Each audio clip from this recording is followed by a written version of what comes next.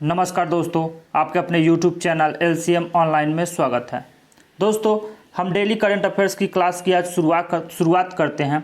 यदि आप चैनल पर नए हैं तो चैनल को सब्सक्राइब कर ले, बेल आइकन प्रेस कर ले, ताकि यदि कोई नया वीडियो बने तो आपको नोटिफिकेशन मिलता रहे।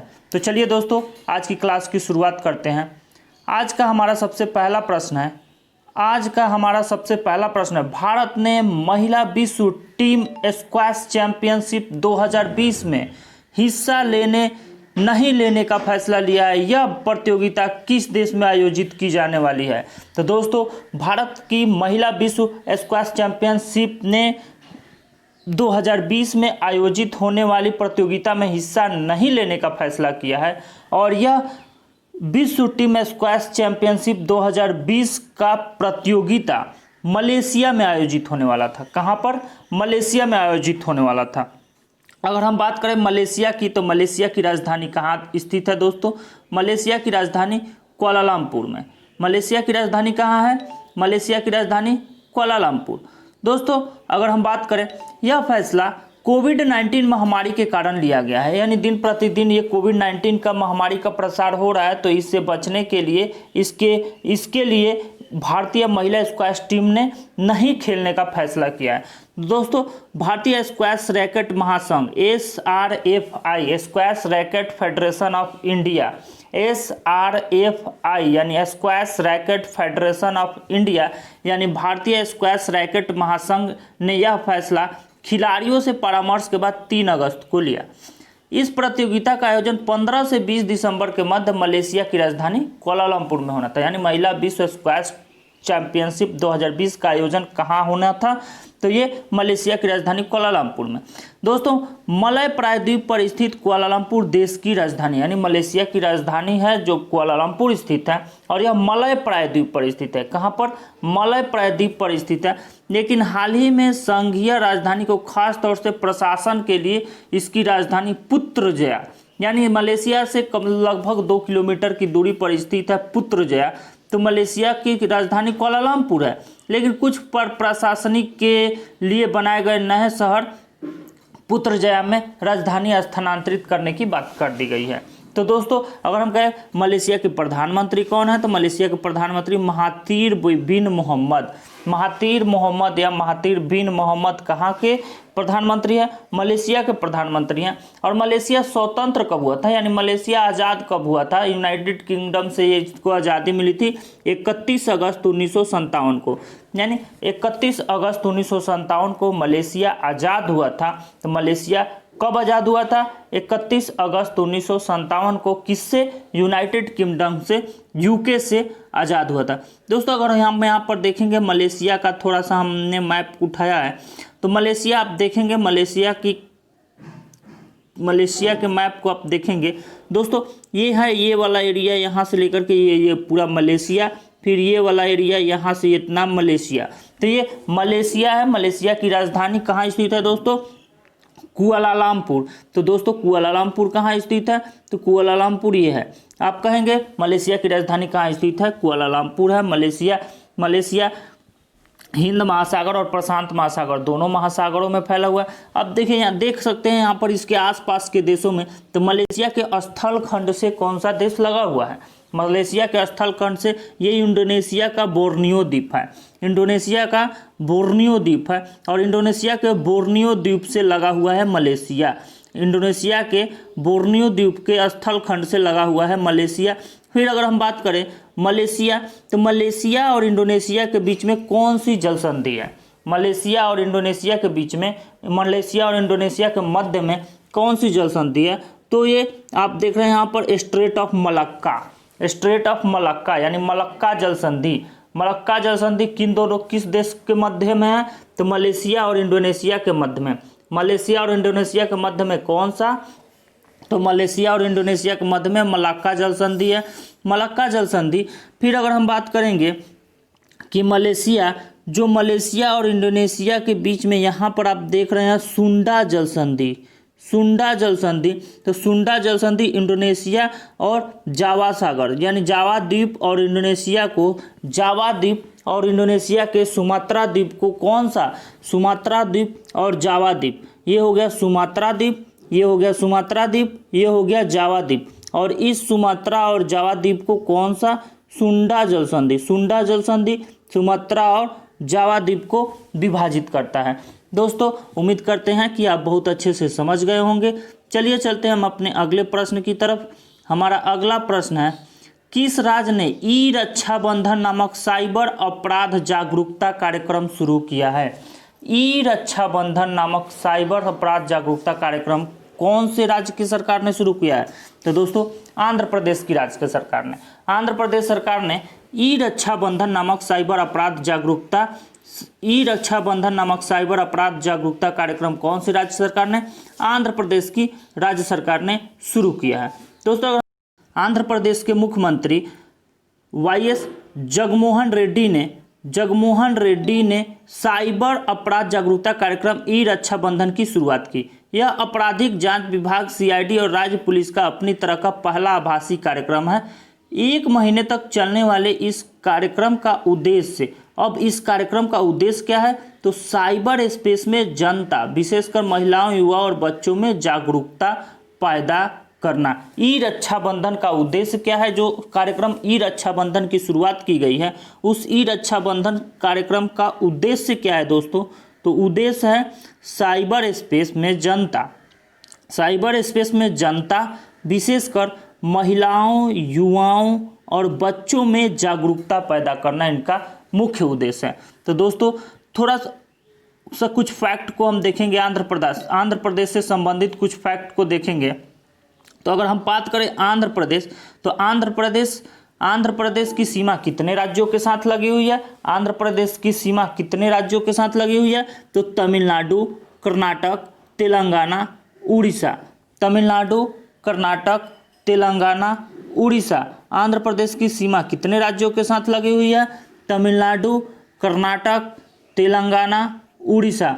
आंध्र प्रदेश के साथ लगने वाले 4 राज्य हैं। आंध्र प्रदेश भारत के पूर्वी तट पर स्थित है, जैसा कि आप देख रहे हैं ये बंगाल की खाड़ी के निकट पूर्वी तट पर स्थित है। फिर पूर्वी तट से लगा हुआ पूर्वी तट का सबसे लंबा समुद्री सीमा बनाता है और भारत का दूसरा सबसे लंबा समुद्री सीमा, भारत का दूसरा सबसे लंबा समुद्री सीमा आंध्र प्रदेश की है। जबकि भारत की सबसे लंबी समुद्री सीमा किसके साथ लगा हुआ है? तो सबसे लंबी समुद्री सीमा गुजरात राज्य की है और वो लगा हुआ है अरब सागर के साथ। तो दोस्तों आंध्र प्रदेश की राजधानी अमरावती, और अभी अभी हाल ही में आप लोगों ने देखा होगा कि आंध्र प्रदेश के मुख्यमंत्री जगनमोहन रेड्डी जी ने आंध्र प्रदेश की 3 नई राजधानियां बनाने का प्रस्ताव पारित किया था, उस पर मंजूरी मिल गई है राज्यपाल के द्वारा।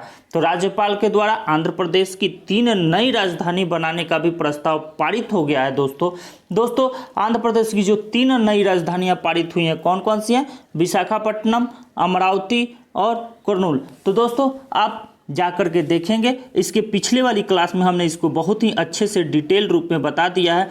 यदि आप वहां जाएंगे तो आपको बहुत अच्छे से इन सारे प्रश्नों का डिस्क्रिप्शन मिल जाएगा। दोस्तों हमारा अगला प्रश्न है, हाल ही में भारत में कौन से सोशल साइट्स ने मोर टुगेदर नामक अभियान के दूसरे चरण की शुरुआत की है? यानी हाल ही में भारत में कौन से सोशल साइट्स ने मोर टुगेदर नामक अभियान के दूसरे चरण की शुरुआत की है? यानी मोर टुगेदर के पहले चरण की शुरुआत हो चुकी है, अब दूसरे चरण की शुरुआत हुई है। तो मोर टुगेदर कौन से सोशल साइट ने? तो फेसबुक ने।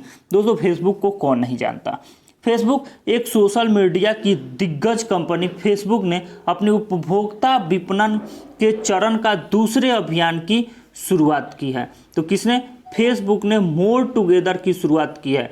तो मोर टुगेदर क्या है दोस्तों? ये सोशल मीडिया की दिग्गज कंपनी फेसबुक ने अपने उपभोक्ता विपणन चरण का दूसरे अभियान की शुरुआत की। फेसबुक विश्व की सबसे बड़ी सोशल नेटवर्किंग कंपनी है। तो दोस्तों विश्व की सबसे बड़ी सोशल नेटवर्किंग कंपनी कौन सी है? तो विश्व की सबसे बड़ी सोशल नेटवर्किंग कंपनी फेसबुक है। और व्हाट्सएप और इंस्टाग्राम इसकी सब्सिडरी कंपनी है, यानी इसके समकक्ष जिस तरह से फेसबुक कार्य करता है उसी तरह से व्हाट्सएप और इंस्टाग्राम भी इसके सब्सिडरी कंपनी के रूप में कार्य करते हैं। दोस्तों अगर हम बात करें फेसबुक की स्थापना कब हुई थी? तो फेसबुक की स्थापना 4 फरवरी 2004, फेसबुक की स्थापना कब हुई थी? फेसबुक की स्थापना 4 फरवरी 2004 को हुई थी। दोस्तों याद रखेंगे, फेसबुक की स्थापना कब हुई थी? फेसबुक की स्थापना 4 फरवरी 2004 को हुई थी। इसके सीईओ कौन है? तो फेसबुक के सीईओ मार्क जुकरबर्ग हैं। फेसबुक के सीईओ कौन है? तो मार्क जुकरबर्ग हैं। और फिर इसका मुख्यालय यानी फेसबुक का मुख्यालय कहाँ स्थित है? तो फेसबुक का मुख्यालय अमेरिका के कैलिफोर्निया के मैलो पार्क में है। यानी अमेरिका के कैलिफोर्निया शहर के मैलो पार्क में फेसबुक का मुख्यालय कहाँ स्थित है? अमेरिका के कैलिफोर्निया के मैलो पार्क में फेसबुक का मुख्यालय स्थित है। और जनवरी 2018 के आंकड़ों के अनुसार फेसबुक के लगभग 2.2 अरब यूज़र हैं। तो दोस्तों कहे फेसबुक के कुल कितने यूजर हैं? तो 2018 के आंकड़ों के अनुसार फेसबुक के लगभग 2.2 अरब यूजर हैं। तो दोस्तों फेसबुक विश्व की सबसे बड़ी सोशल नेटवर्किंग कौन सी है? तो फेसबुक है। फेसबुक के सीईओ कौन है? मार्क जुकरबर्ग है। फेसबुक का मुख्यालय कहाँ स्थित है? अमेरिका के कैलिफोर्निया के मैलो पार्क में है। अगर कहे फेसबुक की स्थापना कब हुई थी? तो फेसबुक की स्थापना 4 फरवरी 2004 को हुई थी। दोस्तों चलते हैं हम अपने अगले प्रश्न की तरफ। हमारा अगला प्रश्न है, हाल ही में किस देश की राजधानी में एक अमोनियम नाइट्रेट के गोदाम में धमाका हुआ? दोस्तों अभी हाल ही में अमोनियम नाइट्रेट के गोदाम में धमाका हुआ है, जो लेबनान की राजधानी बेरूत में। ये दोस्तों कहा जा रहा था कि ये कुछ दिन पहले अमोनियम नाइट्रेट का भंडार किया गया था। एक जगह अमोनियम नाइट्रेट का 2750 टन 2750 टन अमोनियम नाइट्रेट को एक जगह इकट्ठा करके रखा गया था। और अचानक से इस अमोनियम नाइट्रेट के गोदाम में धमाका हुआ। और यह धमाका इतना ज़बरदस्त था कि यह धमाका साइप्रस देश तक भी सुनाई दिया। 240 किलोमीटर की दूरी पर स्थित है लेबनान से 240 किलोमीटर की दूरी पर स्थित साइप्रस देश में भी इस धमाके का असर हुआ था। तो दोस्तों ये एक लगा परमाणु बम के जैसा एक विस्फोट हुआ। दोस्तों चलिए देखते हैं यह विस्फोट किस प्रकार से हुआ एक वीडियो के माध्यम। दोस्तों आप देख सकते हैं ये लेबनान के बेरूत में किस तरह से अमोनियम नाइट्रेट के गोदाम में धमाका हुआ। ये बहुत ही परमाणु बम के जैसा एक विस्फोट हुआ, परमाणु बम के जैसा एक। दोस्तों अगर हम बात करें हम अपने अगले पॉइंट की तरफ, तो हमारा अगला पॉइंट है यहाँ से क्या क्या प्रश्न लेबनान से पूछे जा सकते हैं। उन सारे प्रश्नों को हमने कलेक्शन करके रख दिया है, एक मैप के माध्यम से भी आपको दिखाएंगे हम। देखिए दोस्तों, अगर हम गए लेबनान के प्रधानमंत्री हसन दियाब ने इसे एक खतरनाक वेयर हाउस बताया है। यानी लेबनान के प्रधानमंत्री कौन है? तो लेबनान के प्रधानमंत्री हसन दियाब हैं। लेबनान के प्रधानमंत्री कौन है? तो लेबनान के प्रधानमंत्री हसन दियाब हैं। हसन दियाब ने इसे एक खतरनाक वेयर हाउस बताया है, जो वहाँ 2014 से बना हुआ था। यानी यह अमोनियम नाइट्रेट जो इकट्ठा किया गया था 2014 से लगभग 2750 टन अमोनियम नाइट्रेट का इकट्ठा किया गया था। तो कब से? 2014 में इकट्ठा किया गया था 2750 टन अमोनियम नाइट्रेट। तो दोस्तों उन्होंने इस प्रलयंकारी घटना बताया और यह कहा कि जिम्मेदार लोगों को नहीं बख्शा जाएगा। वहीं लेबनान के राष्ट्रपति मिशेल आउन, अगर कहे लेबनान के प्रधानमंत्री कौन है? तो लेबनान के प्रधानमंत्री कौन है? हसन दियाब। और लेबनान के राष्ट्रपति कौन है? तो मिशेल आउन। और मिशेल आउन ने कहा है कि इस बात को किसी भी तरह स्वीकार नहीं किया जा सकती, आखिर कैसे 2750 टन अमोनियम नाइट्रेट वहां असुरक्षित तरीके से रखा गया था।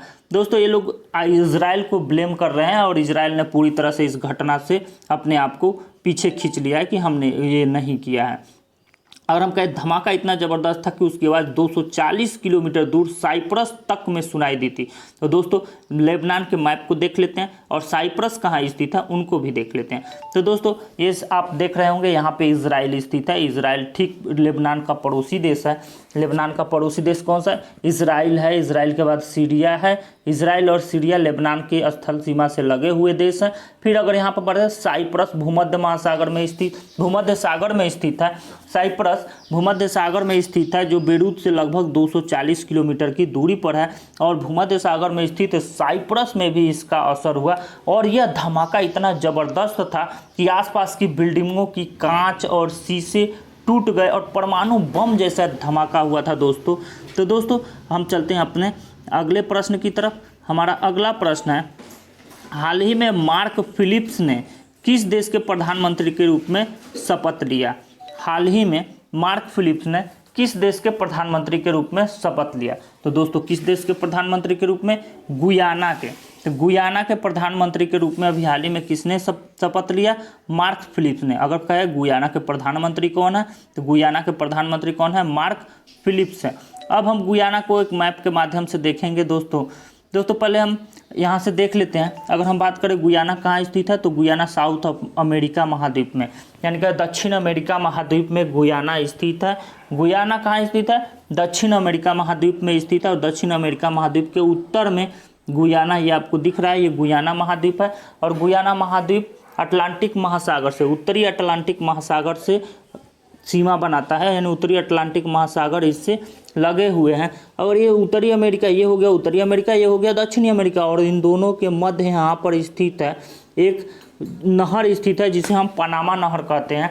पनामा नहर अटलांटिक महासागर और प्रशांत महासागर को जोड़ता है। अटलांटिक महासागर और प्रशांत महासागर को कौन सा नहर जोड़ता है? तो यहाँ पर स्थित है पनामा नहर। पनामा नहर उत्तरी अमेरिका दक्षिणी अमेरिका को विभाजित भी करता है। तो दोस्तों उत्तरी अमेरिका और दक्षिणी अमेरिका को कौन विभाजित करता है? तो उत्तरी अमेरिका और दक्षिणी अमेरिका को विभाजित करता है पनामा नहर।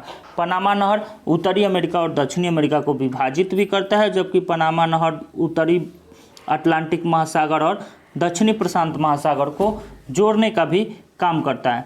दोस्तों अगर हम बात करें गुयाना की, तो गुयाना का एक और मैप हम लेकर आएंगे ताकि आपको पता चले कि गुयाना के स्थल खंड से कौन कौन से देश लगे हुए हैं। तो दोस्तों आपको दिख रहा है इस मैप में कि वेनेजुएला गुयाना को स्पर्श करता है। गुयाना को कौन स्पर्श करता है? वेनेजुएला।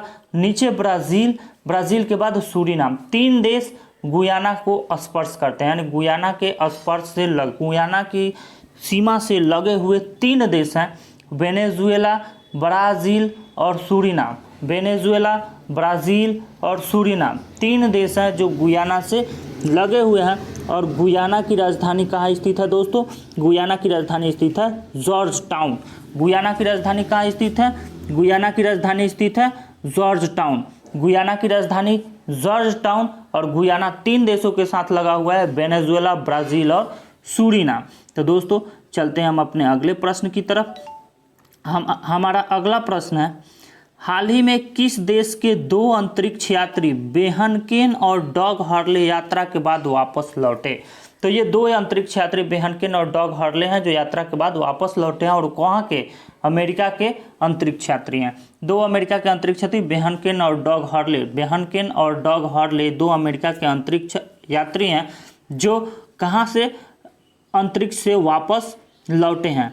दोस्तों एलन मस्क की प्राइवेट कंपनी, किसकी? एलन मस्क की private rocket company space x. Space x एक प्राइवेट अंतरिक्ष एजेंसी है। स्पेस एक्स एक प्राइवेट अंतरिक्ष एजेंसी है जिसको उसके private rocket company space x के मालिक कौन है? तो एलन मस्क। और एलन मस्क की private rocket company space x ने इतिहास रच दिया है। उसका एक रॉकेट शनिवार को नासा के 2 अंतरिक्ष यात्रियों को लेकर इंटरनेशनल स्पेस स्टेशन के लिए रवाना हो गया। इसमें नासा के अंतरिक्ष यात्री रॉबर्ट बेनकेन और डगलस हर्ले सवार हुए हैं। तो दोस्तों अगर हम बात करें अगले प्रश्न की तरफ, तो हमारा अगला प्रश्न है, ब्रिटिश सिक्के पर फीचर करने वाले पहले गैर श्वेत व्यक्ति कौन है? ब्रिटिश सिक्के पर फीचर करने वाले पहले गैर श्वेत व्यक्ति कौन है? तो महात्मा गांधी। कौन है? महात्मा गांधी। दोस्तों महात्मा गांधी को कौन नहीं जानता? भारत के राष्ट्रपिता कहे जाते हैं महात्मा गांधी। तो ब्रिटिश सिक्के पर फीचर करने वाले पहले गैर श्वेत व्यक्ति बन गए हैं कौन? महात्मा गांधी। दोस्तों वहाँ ब्रिटेन में बेम समुदाय है। बेम समुदाय यानी black Asian and minority ethnic.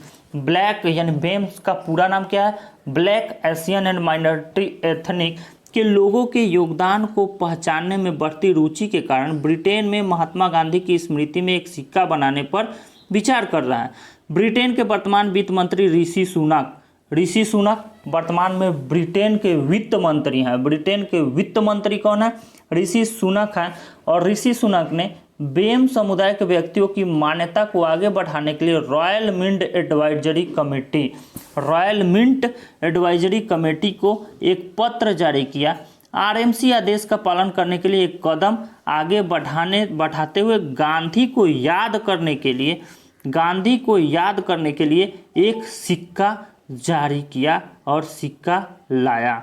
तो दोस्तों चलते हैं हम अपने अगले प्रश्न की तरफ। हमारा अगला प्रश्न है, भारत को अगरबत्ती उत्पादन में आत्मनिर्भर बनाने के लिए किसके द्वारा प्रस्तावित एक अद्वितीय रोजगार सृजन कार्यक्रम को मंजूरी दे दी गई है। तो अद्वितीय रोजगार सृजन कार्यक्रम को मंजूरी दी गई है अगरबत्ती के उत्पादन को बढ़ाने के लिए और आत्मनिर्भर बनाने के लिए। तो किसके द्वारा, खादी और ग्रामोद्योग आयोग के द्वारा यह किया गया। दोस्तों केंद्रीय एमएसएमई मंत्री कौन है, लघु उद्योग मंत्री कौन है, तो एमएसएमई मंत्री श्री नितिन गडकरी ने कौन है, नितिन गडकरी एमएसएमई मंत्री हैं। और एमएसएमई मंत्री नितिन गडकरी ने अगरबत्ती उत्पादन में भारत को आत्मनिर्भर बनाने के लिए खादी और ग्रामोद्योग आयोग द्वारा प्रस्तावित एक अद्वितीय रोजगार सृजन कार्यक्रम को मंजूरी दे दिया है। अगरबत्ती उत्पादन के लिए कौन सा रोजगार सृजन कार्यक्रम को मंजूरी दे दी। खादी अगरबत्ती आत्मनिर्भर मिशन नाम के इस कार्यक्रम का उद्देश्य देश के विभिन्न हिस्सों में बेरोजगारी और प्रवासी श्रमिकों के लिए रोजगार पैदा करना और घरेलू अगरबत्तियों के उत्पादन में पर्याप्त लाभ कमाना है। दोस्तों चलते हम अपने अगले प्रश्न की तरफ। हमारा अगला प्रश्न है, निम्नलिखित में से परमाणु ऊर्जा का उत्पादन करने वाला अरब दुनिया का पहला देश बन गया है। निम्नलिखित में से कौन परमाणु ऊर्जा का उत्पादन करने वाला अरब दुनिया का, अरब मतलब जो अरब दुनिया है यानी अरब के जो प्रायद्वीपीय क्षेत्र है, तो उस अरब की दुनिया में पहला देश कौन सा बन गया है परमाणु ऊर्जा के उत्पादन में। तो दोस्तों परमाणु ऊर्जा के उत्पादन में अरब दुनिया का पहला देश बन गया है संयुक्त अरब अमीरात। यानी संयुक्त अरब अमीरात परमाणु ऊर्जा के उत्पादन में पहला स्थान रखेगा अब अरब की देशों में। तो दोस्तों अगर हम बात करें परमाणु, तो ये संयुक्त अरब अमीरात ने अबू धाबी में अपना पहला परमाणु ऊर्जा प्लांट शुरू कर दिया है। इससे देश की ऊर्जा का 25% उपलब्ध कराया जा सकेगा। तो कहे अरब दुनिया का पहला देश जिन्होंने परमाणु ऊर्जा कार्यक्रम की शुरुआत की है तो वो है सऊदी अरब, यूएई, संयुक्त अरब अमीरात। हमारा अगला प्रश्न है, निम्नलिखित में से किस राज्य केंद्र शासित प्रदेश ने ऑनलाइन शिक्षा के लिए, निम्नलिखित में से किस राज्य केंद्र शासित प्रदेश ने ऑनलाइन शिक्षा के लिए ई ज्ञान मित्र मोबाइल ऐप लॉन्च किया है। ई ज्ञान मित्र मोबाइल ऐप लॉन्च किया है। निम्नलिखित में से किस राज्य केंद्र शासित प्रदेश ने ऑनलाइन शिक्षा के लिए ई ज्ञान मित्र मोबाइल ऐप लॉन्च किया है। तो दोस्तों ऑनलाइन शिक्षा के लिए ई ज्ञान मित्र मोबाइल ऐप किसने लॉन्च किया है, दादर और नागर हवेली और दमन दीव। दोस्तों दादर और नगर हवेली और दमन दीव ने कौन सा मोबाइल ऐप, ई ज्ञान मित्र मोबाइल ऐप, ई ज्ञान मित्र मोबाइल ऐप किसने लॉन्च किया, तो ई ज्ञान मित्र मोबाइल ऐप लॉन्च किया है दादर और नागर हवेली और दमन। दोस्तों अगर हम बात करें यहाँ पर हाल ही में केंद्र शासित प्रदेश दादर और नागर हवेली और दमन व दीव ने ई ज्ञान मित्र मोबाइल ऐप लॉन्च किया। दोस्तों अगर हम बात करें यहाँ से कुछ महत्वपूर्ण पॉइंट के बारे में, तो इस ऐप को ऑनलाइन शिक्षा प्रदान करने के लिए लॉन्च किया गया है। यानी कि ई ज्ञान मित्र मोबाइल ऐप का लॉन्च किया गया किसके लिए, ऑनलाइन शिक्षा प्रदान करने के लिए। तो दमन प्रशासन के शिक्षा विभाग द्वारा यह ऐप शुरू किया गया है। दादर और नागर हवेली और दमन और दीव के बारे में अगर हम बात करें तो यह पश्चिमी भारत में एक केंद्र शासित प्रदेश है।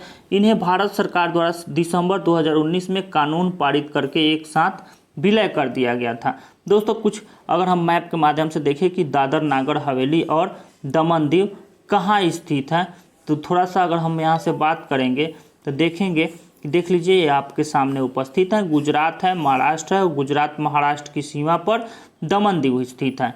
दोस्तों यहाँ से देखेंगे ये हो गया दीव दमन, ये हो गया दादर नागर हवेली, यानी दादर नागर हवेली महाराष्ट्र और गुजरात दोनों की सीमा पर स्थित है। महाराष्ट्र और गुजरात दोनों में ही दादर और नागर हवेली आ जाता है। ये दोनों सीमा पर स्थित है।